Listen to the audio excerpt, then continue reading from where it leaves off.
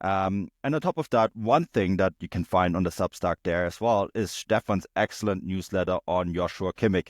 Timely piece, Stefan, I have to say, with the given the news. This is usually the preview show, and it is probably going to be a bit of a transfer show today because of the news that have come in overnight, my time, during the day, your time, that Bayern Munich have withdrawn their offer, their contract offer to Joshua Kimmich. Um, Sizable offer, right? 20 million euros. It included the prospect of becoming captain once Manuel Neuer retires. Kimmich, who doesn't have an agent, he represents himself, right? Has been hesitating for some time now. The contract runs up in for 4 months. This is probably the most noisiest non-contract renewal. Although, reading between the lines, this isn't quite the end of the line yet. Although, I don't know where it's going to go from here. Since Bayern Munich withdrew the contract offer to Michael Ballack back in, when did he move to Chelsea? 2006-ish?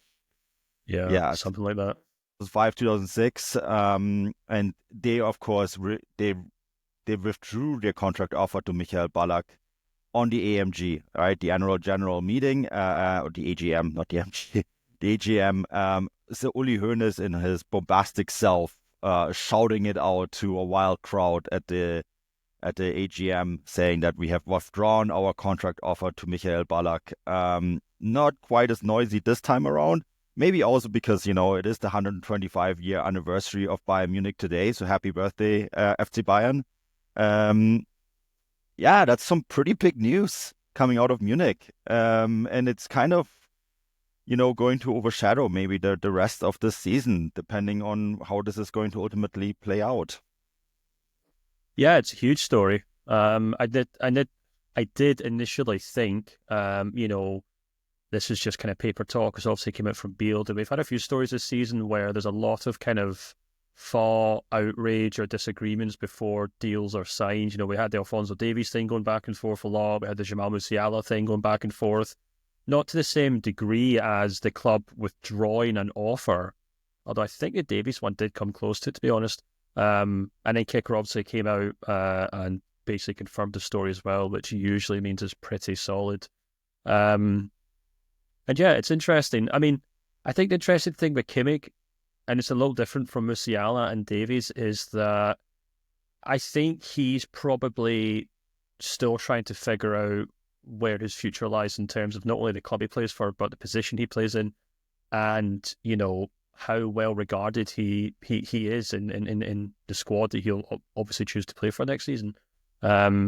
The newsletter I wrote about Kimmich recently basically went in, dove into the stats and basically took a look at his playmaking stats, and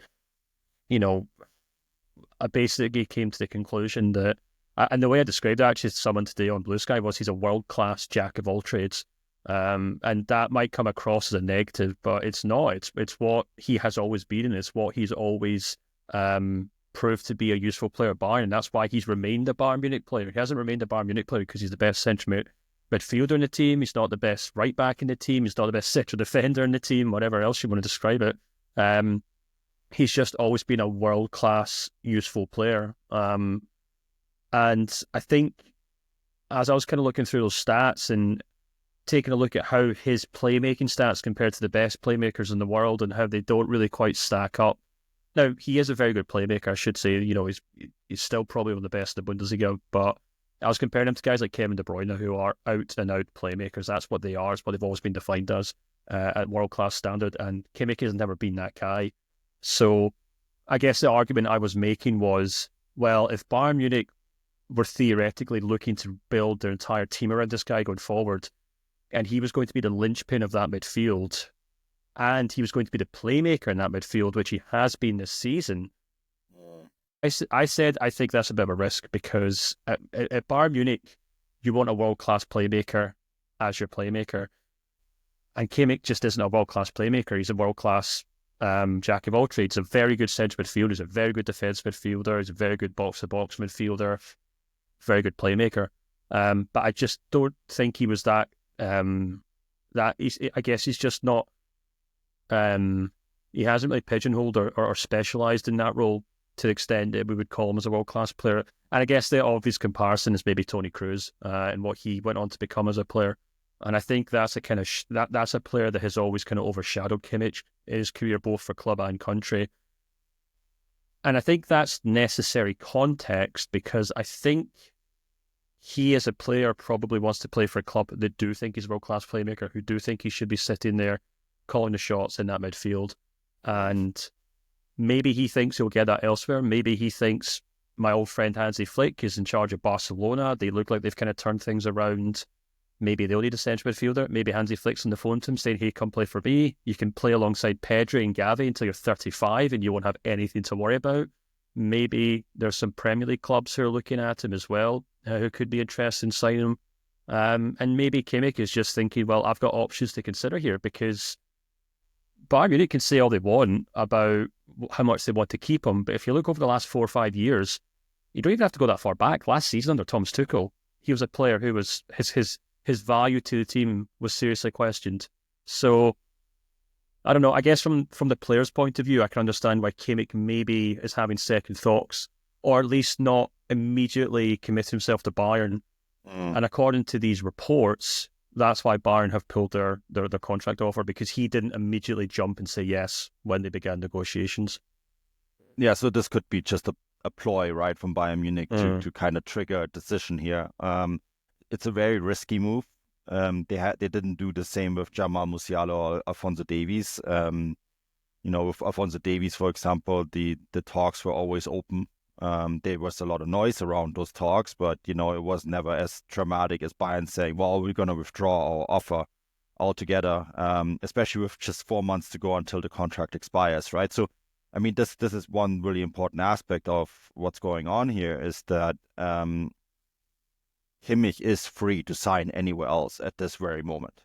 Like, Real Madrid could literally make the call, offer him a deal, and he is allowed to sign it, right? He is in many ways a free agent right now, and free to talk to other clubs. Obviously, he's not allowed to join any new club until July 1st, although that depends as well, right? If that club is, for example, in the FIFA Club World Cup, there's an extra transfer window for that tournament. So if he let's say he does join Real Madrid on a free deal, that he would be gone in June. So these are the parameters that we're talking about right now.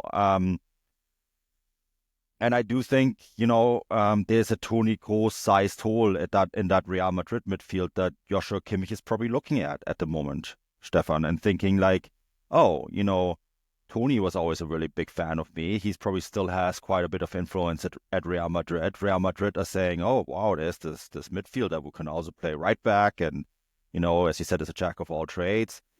Totally also going to weaken one of our direct competitors for the Champions League every year. That sounds actually like a pretty decent prospect. Now, the one thing that I would have to say, and this is something that maybe a lot of people kind of underestimate, Bayern Munich are right up there in terms of salary, right? Like that 20 million euros that they offered, which keeps him on the same level than he was. They just don't want to give him more, which I actually think is understandable given the age and where he's at in his career. Is fair. They gave him, instead they offered him more responsibility. I'm not sure he's getting that kind of money elsewhere either. Right? Like, I'm not sure Real Madrid are able to offer him that kind of money. I'm not sure Premier League clubs with the financial rules that are now in place in that league are able to offer him that kind of money. So, yeah, that I think is something that it might not come down to money at all. No, I think that's a very good point. You're absolutely right. And I basically made that point actually on Blue Sky on Thursday afternoon. I was saying, look, I think he's right to consider his options, but at the end of the day, the best offer he probably will get is Bayern Munich, because even if you put the financial thing to one side, Real Madrid have Tchouaméni, they've got Camavinga, they've got Jude Bellingham, they've also got Federico Valverde, who is already a world-class midfielder who is playing a right-back for much of the season, and they're also being linked with a move for Trent Alexander-Arnold at right-back. So I don't think there's any space in that Real Madrid team for Kimmich. You can even look at that Barcelona squad, and I mentioned they've got Pedri and Gavi. They've They've also got a young midfielder who's just coming through. His name eludes me. And they've also got De Jong. Now, they could maybe sell De Jong, and with that money offered to Kimmich and sign him, it wouldn't be beyond the realms of possibility. And maybe a club like, Manchester City or Liverpool could come along. In fact, now that I think about it, Manchester City might not be the worst idea because they're getting rid of De Bruyne, they're getting rid of Gundogan. They're probably going to move on Kovacic as well, perhaps. So, and obviously Kimmich has worked under Pep Guardiola. So maybe Manchester City, of all those kind of big clubs, is the only viable option. But as you said, even they would probably be reticent to kind of match the offer that Kimmich is getting at Bayern. And of course, unless something drastic has changed and Kimmich has found out that Bayern have lined up some £60 million offer for another midfielder this summer, he's still their starting central midfielder. Maybe Goretzka will move on, maybe Paulinho will move on, but going forward, it seems to be him and Pavlovic, keep calling him Pavlovic, next season. So you would struggle to see any offers on the table that are more enticing than Bayern's in terms of gameplay and minutes played and salary, unless maybe Manchester City. But that's a big if. And, there hasn't really been any reporting of that so far. So I would agree with you that I'm inclined to believe this is just another one of those kind of fall outrages that comes in the media just before. It's like the opposite of the calm before the storm. It's the storm before the calm, which we saw with Davies, which we saw with Musiala. And I would still thoroughly expect Kimmich to be playing for Bayern Munich next season. Boy, how often did that Davies deal collapse? I do think it's probably correct that Bayern Munich withdrew their offer. But it's also kind of interesting that every single media outlet in Germany got this confirmed very quickly, which tells me this is a negotiation tactic. This is different than some of the things that we heard around Alphonso Davies, where I don't think it was a negotiation tactic. I think that was it was a lot of noise. But I think this is actually like the club saying, okay, well, the contract has been sitting there ready for you to sign, and you haven't made a decision. Make a decision. Like we have withdrawn this offer, and we want one simple answer: are you gonna stay or are you gonna go?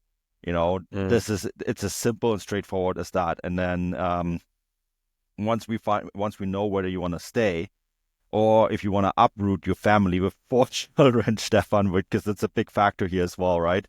The guy has lived in Munich a very long time now, and it has a very big family there as well. So like the question is, does he want to go and uproot all that and move everyone to a new country? Those are things that you need to consider as well. But so yeah, it's a really fascinating story, and one that completely overshadows this match day. I mean, we have to remember too, Bayern Munich are actually playing a game. It's a pretty big game. It's going to be a game without Joshua Kimmich.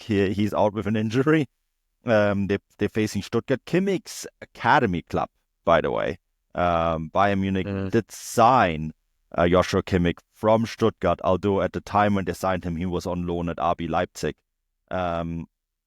Either way, this is actually going to be, look, we've had this discussion a few weeks ago. I think the title race was done the moment Bayern and Leverkusen drew 0-0. We had some people then say, well, they still have to play Eintracht Frankfurt and VfB Stuttgart, and we'll see how it goes after that. They navigated that Frankfurt fixture without any problems. They had midweek off. They had an entire week off, which is why they're playing on Friday. Stuttgart away is more difficult than Stuttgart at home, but I still think that they're going to win this game, Stefan. Yeah, I do too. I think had they maybe slipped up against Frankfurt last weekend or showed continued concerns over their, maybe the lack of fitness or maybe the lack of really any kind of degree of form, which we saw against Celtic and the Leverkusen game, then could maybe have argued that this team are beginning to kind of creak at the edges and things might begin to fall apart. But it's quite the opposite.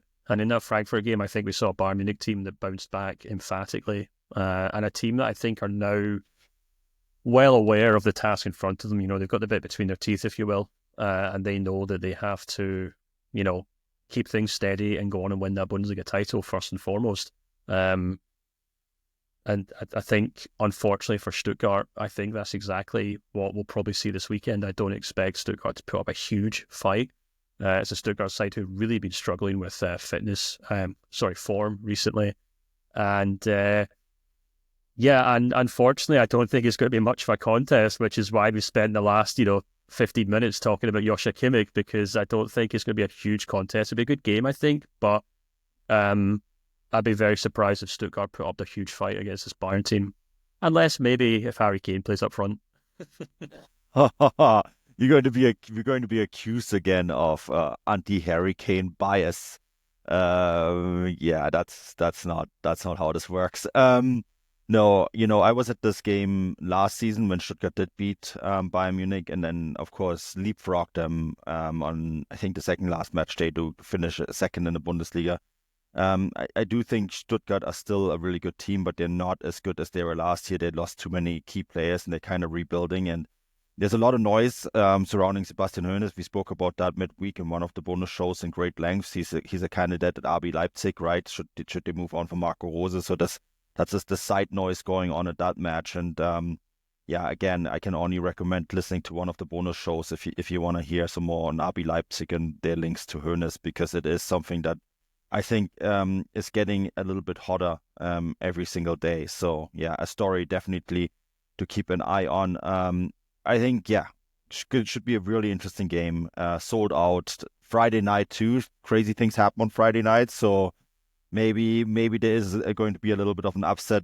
Don't think it would have impact the league, but especially with the noise going on. But you know, before we move on to the next game, it's also the day after Bayern Munich's 125-year celebrations, which they have made a really big deal of. They brought out new jerseys, right? The anniversary jerseys. There's a lot of articles written. I had the chance to speak to their CFO, Michael Diederich, for Forbes. Really big long interview, which just came out today as well. So this is an important day for Bayern Munich, and they usually don't slip up on occasions like that.